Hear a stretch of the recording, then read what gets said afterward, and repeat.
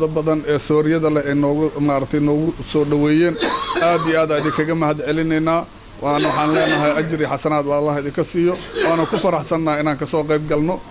gogoshaas inaan ka soo qayb galnana aad aan ugu faraxsanahay qodobadii oo safiirka iyo ay soo jeediyeen iyo gudoomiyaha hore ay soo jeediyeen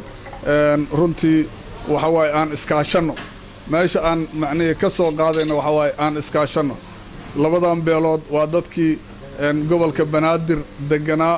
milkiyadeeda ahaa naxaankeeda ahaa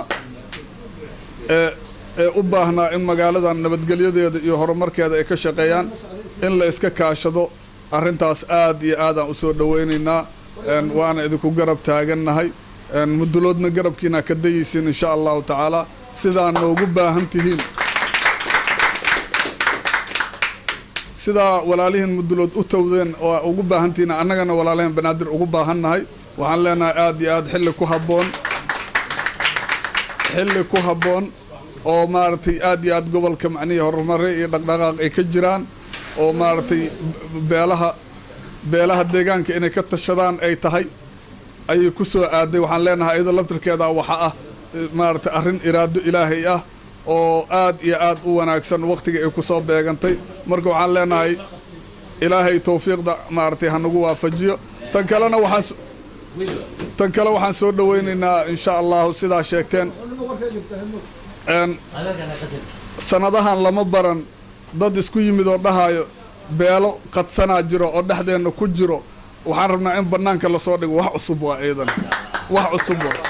waa soo dhaweynaynaa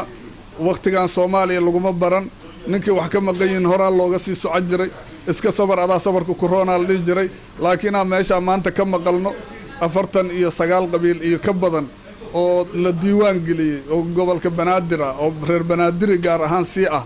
ee la leeyahay inta maqanna waxaan rabnaa xuquuqdooda inay helaan inta hore u haysatana inaan la qabin ayadana waa idinku amaanayna waa garasho weyn oo yaani dadka ka soo baxday waay aad iyo aad idinka mar labaad iyo mar saddexaad gogosha iyo waqtiga nagu gaaban maana labadan beelood sida isugu xiisa qabaan aad u badan tahay marka waxaan leenahay aad iyo aad waa inta ka soo shaqeysana ajri xasanaad Allah ka siiyo wassalaamu calaykum wa rahmatullaahi wa barakaatuh